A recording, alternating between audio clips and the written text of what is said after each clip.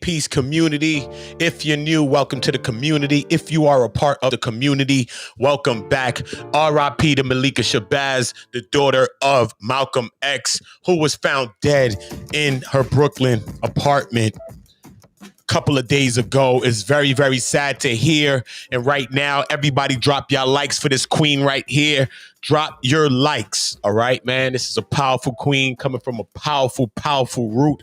She is one of the fruits off this powerful, powerful tree, which is Malcolm X. So many thoughts around her death, so many things. I will be doing a lot more coverage and things on the stories swirling around her death. But this is the last video, or one of the things leading up. I don't want to just make it seem like the last video, but this is what they're calling the last live that she did before her untimely passing. So remember, everybody drop your like, share, make sure you're subscribing to One Community and turning on the notification bells so you're notified when we drop new content. Let's get into this video. Once again, RIP to Malikah Shabazz, the great Malikah Shabazz, not the late Malikah Shabazz, and her family and everybody that loves her. Our condolences goes out to you. Let's get into this video.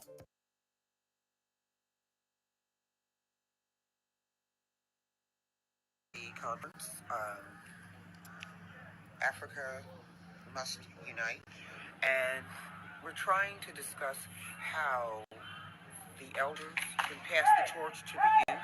With that interim generation, the millennials, were miseducation in Hollywood fashion. Jay-Z and Puffy, they're music, but they're not the reality of the diaspora that we live in. There are very few selective ones that white people tend to like, or the melanin challenge, so to speak. And there was a magazine I saw, Jay-Z is the true president. No, he's not. Because he was saying, nigga, bitch, ho, this, that, and the other, until he had a daughter. Then he stopped. But he made millions before that. You can't say, well, now that I have, if you've already contributed and influenced a generation of this is how you get wealthy, how you get down, by disrespecting yourselves. And when they say males are an endangered species, that divides us, because male and girls and boys are both equally the endangered species, and now you have them pitting against each other. Each one are equally in danger, and each one can live if they stand together and unite and understand and respect each other as young men and women. Hollywood tends to perpetuate us in white fashion. BET hasn't been black since Viacom bought it. They just had the name. Robert Johnson sold the name too, as white. So now you have white people showing you and controlling our music, showing you how our lyrics are going to sell, to the point where Kanye West is so twisted, he said slavery was a choice. And we know that's not true.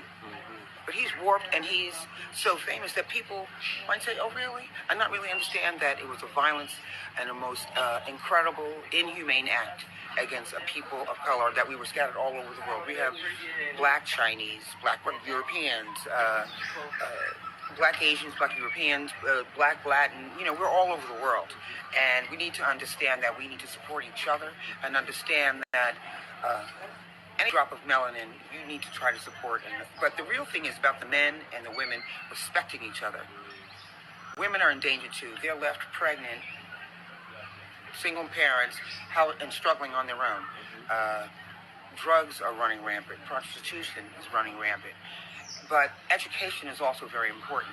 And now that we have the internet, since we are the largest consumers on the planet, black folks can spend money quick, but not save. Well, we're learning how to save. And this next generation, educating ourselves. My mother was really very into health and education, and the girl child. When people say Malcolm, they have to say Betty, because it was 8 years of his life. Martin did civil rights, which is not good enough. That's local. My father did human rights, because Darwin makes it international. He traveled to Africa, here in Ghana, as a matter of fact, was part of the OAU conference with the heads of state. And he brought that concept back to the United States. The OAU, the Organization of African Unity, was here, and he started the organization Afro-American Unity, and trying to combine the link between Africa and African Americans in the United States. And he was doing well, but unfortunately a lot of Pan-Africanists died before 40. They were killed because what they were promoting was the knowledge of our intelligence and our history and the wrongs that happened and what we can do to correct it by education, which is key. If you don't know, you'll be fooled forever. Okay? Peter Bailey can say you don't have a Chinese chance in hell. Well, who cares? That was then. This is now. There is no excuse now to be fooled. You can learn on your iPhone. People who can't afford to go to college proper can get college online, just with their laptop, make their own hours, and still get a degree. So, education is more important, most important. The little things that come by, the little treats, but it comes by work. You can't expect this. Some of these generations feel a sense of entitlement. There is no entitlement. Okay, God forbid I come home with less than a B+. I'm the daughter of Malcolm and Betty. Excuse me, Betty and Malcolm. Sorry about that, ladies. But it was about taking it seriously. You can have fun, but prepare yourself. You have to prepare yourself, and especially minority groups. They know what the struggle is, and when they come here, they work. And especially in the United States, it's a sense of entitlement, and I don't even have a sense of entitlement. My mother made us work. We worked. I went to college at 15 when it's normally 18 because I worked. We had one TV in the house, and we had a huge house. There was a TV room that said, you have books, we work. Reading is fundamental. There was a program when I was growing up. Now the NBA brought it back. I went to library camp. I thought everybody went to library camp. People don't even know the Dewey Decimal System, which is the oldest form of research. But when you don't have a computer, I can go to the library and figure out where everything is. People don't have to go that far because, modern technology, but if you don't read and learn, or my mother used to say, if you haven't walked in somebody's shoes, then you can't judge or you can't critique, because then you're listening to somebody else's opinion. Just like we were called living in the jungle. Are you kidding? This isn't the jungle.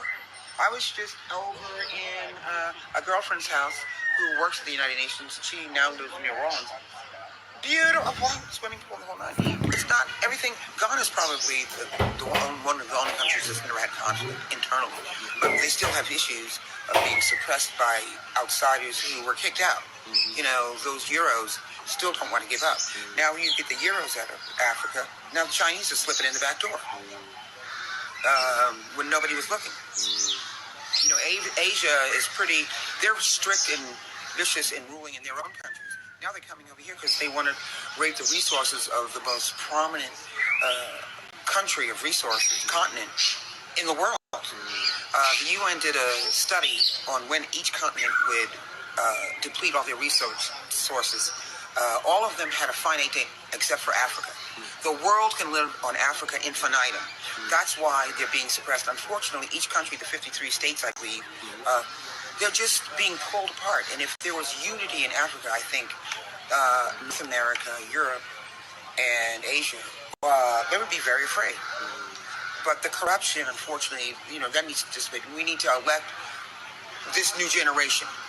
And I'm overwhelmingly pleased at the youth here. Overwhelmingly. They're not talking about Martin. They're just like, whoa, Malcolm. Everybody, I think I look like my mother, but everybody says I look like my father when I put my glasses on. But, the apple doesn't fall far from the tree. I did IT for 10 years. Anybody saw Hidden Figures, that was me.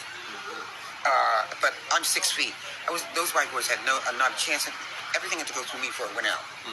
And just like it was with her. When everybody knows about John Glenn, but they didn't know about her. He was like, if she doesn't do it, I'm not going. And then all of the other astronauts followed suit. They have 3 buildings named after that woman. And everybody doesn't know that she's black. For instance, I went to Operation Crossroads Africa, 10 years older than the Peace Corps. Dr. Robinson, Kennedy, he was doing it for 10 years. Kennedy, who everybody thought was friends of the black people, he's going to fool you. He said, well, you create a program for the nation, thinking that he was going to run it. He set up the Peace Corps and expecting to run it, and he gave it to Sergeant Shriver. Now, white people and everybody in the country thinks